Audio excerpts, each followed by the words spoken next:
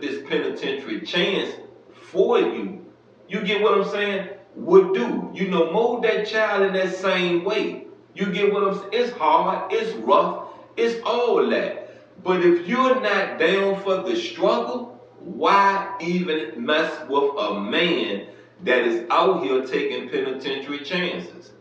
Why not find you a man that want to do a 9 to 5 and is God fearing?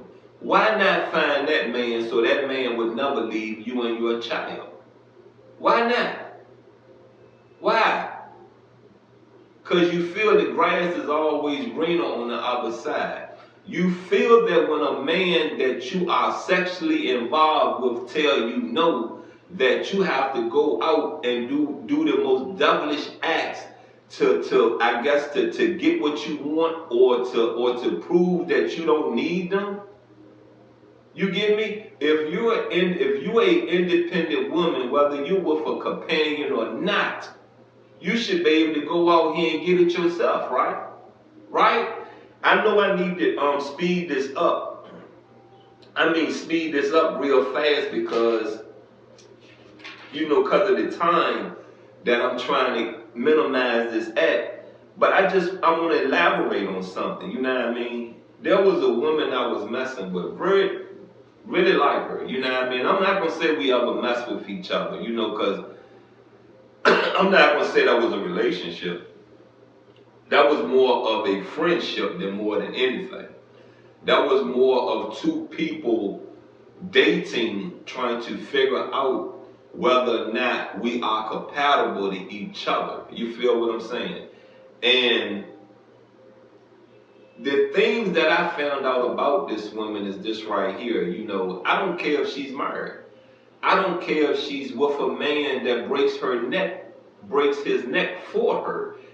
There is things that this woman, if she can't get it from the man she's with, she's going to go get it from the man that she sleeps around with, the man that she knows she used to mess with, that she still flirts with and everything like that.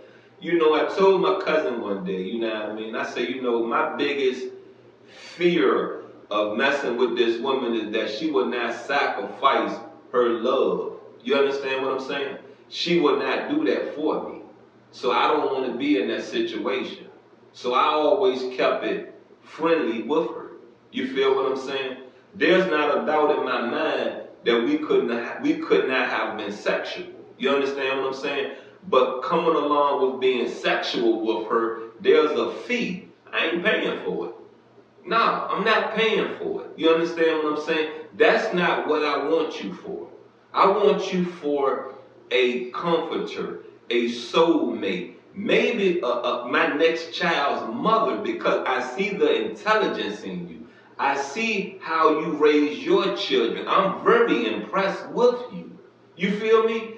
But when you take your time and you really get to know people, then you start to see the things that impress you in that person. You understand what I'm saying?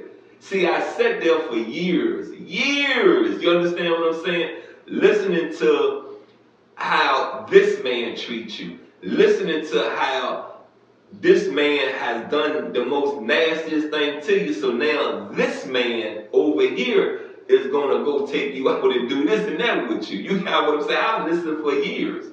You get it? You understand? Take your time when you meet people, because you're going to see what don't impress you, and you're going to see what does impress you.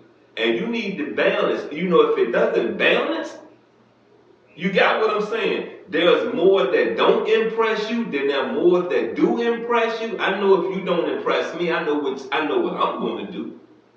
I know how I'm getting up out there. Let's dive back into this reading. I will kill her children with death, and all the churches shall know that I am he who searches the minds and hearts, and I will give to each one of you according to your works. Now to you I say, and to the rest in Thyatira, as many as do not have the doctrine, who have not known the depths of Satan. As they say, I will put on you no other burden, but hold fast what you have till I come. And he who overcomes and keeps my works until the end, to him I will give power over the nations. He shall rule them with a rod of iron. They shall be dashed to pieces like the potter's vessels. As I also have received from my Father, and I will give him the morning star. He who has an ear, let him hear what the Spirit says to the churches. That's the end of that chapter. Not chapter, but that's the end of this extra. That part of the 7 churches. And I just want to just say this to you again. You know what I mean? Woman, slow up. You get me? I know you've been hurt. I know you've been ridiculed. I know you have been loved. I know you have been misled, lied to, stole from, beat down, raped. What else can I say? Shot, killed. I know all. You know what I mean? I know all of that, every part of it. But why did you conform into all the evil acts that was done upon you? Why? That made you no better than men. You feel me? It made you no better than men. And women should sit on a higher pedestal than a man. A very higher pedestal than man. One thing I've always said about women, that women are more mature than men are. When you see things of the now, you see that the roles really have changed, or the roles are the same.